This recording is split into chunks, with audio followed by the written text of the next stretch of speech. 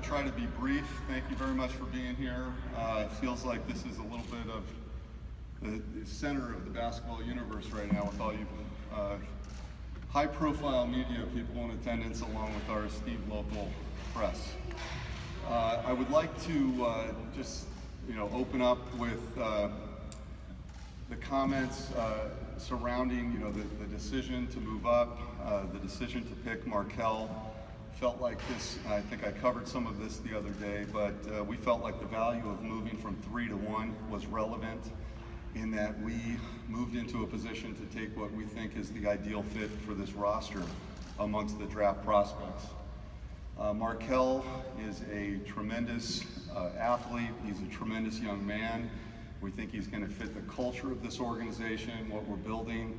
We think that fitting in with the core of young players that we're putting together, not only with what he represents as a human being, but what he represents as a basketball player, it just could not be a more ideal fit. So basketball-wise, he brings to the table great athleticism.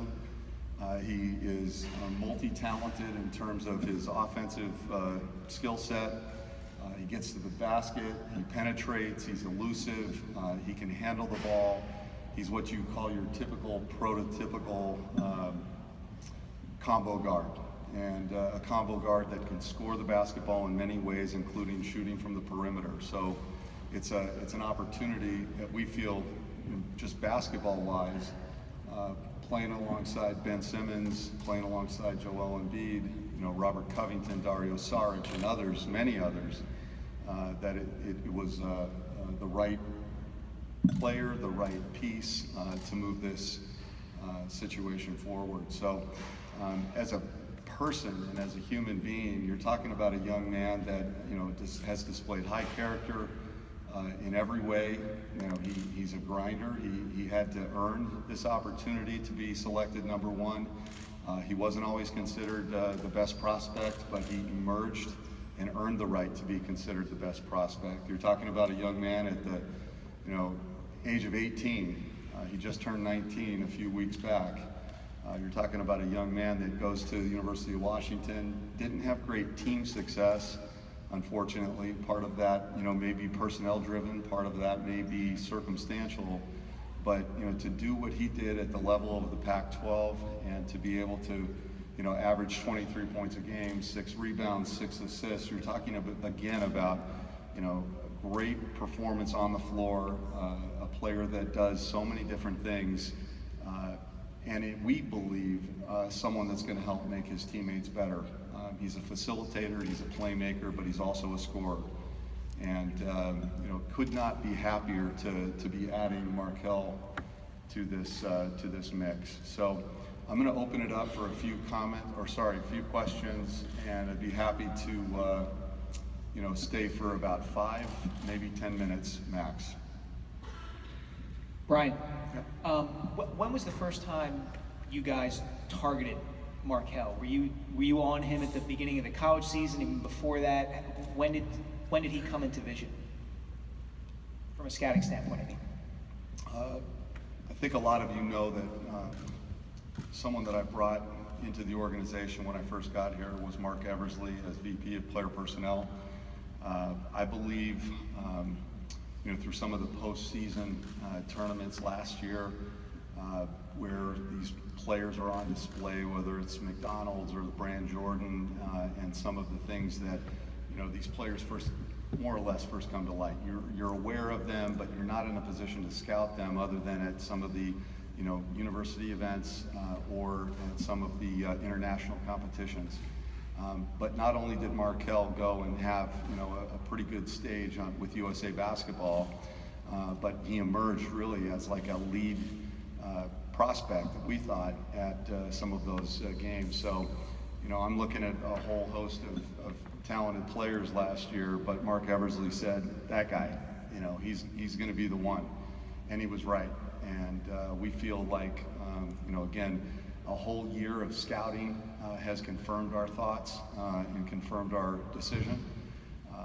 Again, looking at everything that he was able to do, not only prior to going to school, but then at a very high level of competition, following him through this process, getting to know him, getting down, deep in terms of, the evaluation of who he is, not only as a basketball player, but as a human being. He just checked all the boxes, and we feel very good that, that's when it started, years ago, but it's now coming to fruition today. Offensively, his numbers obviously stand out, but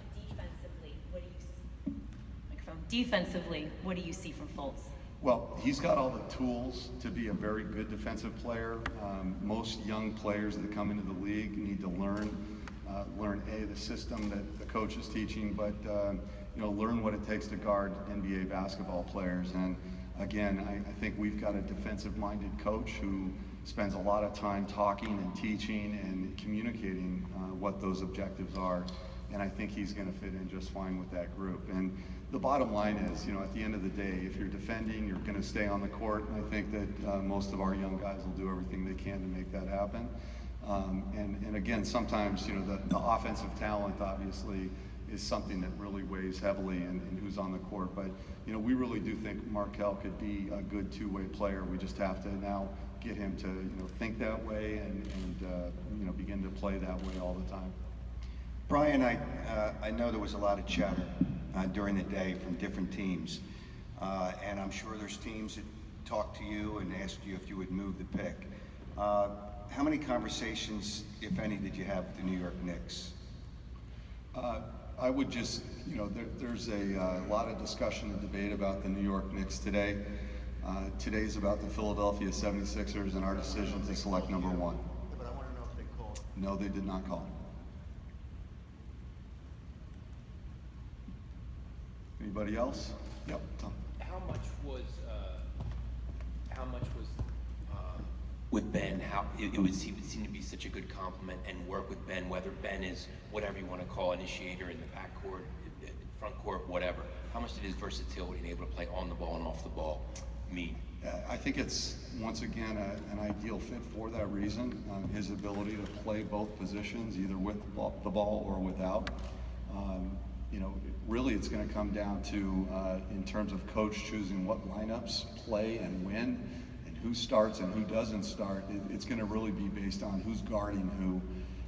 I do believe, I've got a lot of faith in Ben that he's going to be able to guard multiple positions.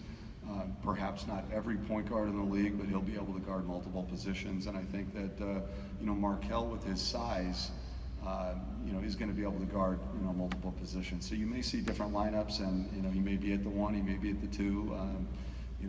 Again, a perfect combination guard that is going to fit in nicely with the rest of our people. Bryan, a lot of people that know this kid for a long time, they always talk about the chip that he has on his shoulder. Just in your conversations, could you sense that chip and how motivated he is to prove to the city he was worth it? Yes, I think you realize that he's got the chip, but he doesn't go out of his way to show it. I think there's an inner drive there, and I think that that's something that makes him special. I think that he's motivated to prove people wrong, but not in a bad way. It's in a very positive way. So he's channeling that in a quiet, calm, let me say secure way. I think he's pretty sure of who he is, and he's out to show the world, but he's not pounding his chest while doing that.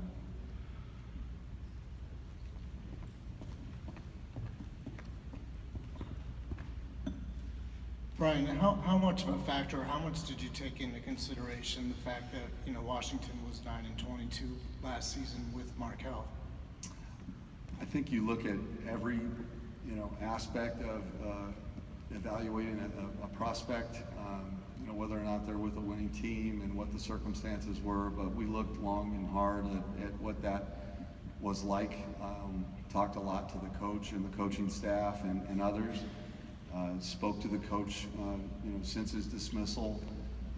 We've dug very deep on this, and we feel that regardless of whatever the performance of the University of Washington Huskies was last year, it's not relevant to who Markelle represents, you know, or what he represents as a player and how he's going to fit in and help us turn this program around. A lot of the current players, and largely Embiid, have already been very welcoming to Fultz, and Embiid tweeted about him right after he was drafted. What do you want to see from this young culture, and what do you want to see them develop with some type of unity that they're already, you know, welcoming him with open arms? You know, it's amazing. Sometimes, you know, something like this happens, and it sets off a little bit of a schism in the organization, or a team doesn't like, you know, perhaps what direction, you know, the management or coaching staff is going. But I think there's pretty good unanimity here that everybody is on the same page. I think that you know, Markelle, he's a likable young man. He's a very good basketball player. Everyone knows what that level of talent is going to mean to us becoming a more competitive team. We are a team on the rise in so many different ways. We're an organization on the rise in so many ways. You know, we've been here in June and the gym is full. There's 5-on-5 runs amongst the players. They're spending time together. It's really becoming an atmosphere that you can talk about culture, and you can talk about you know, camaraderie, and you can talk about, you know, just team-oriented feel, that it's special, and we're going to keep building on that, and we're going to keep driving to get it perfect, and it's well on its way there. I think the fan base is responding and reacting, you know, to the way this team not only plays on the court, but the way they present themselves to the public.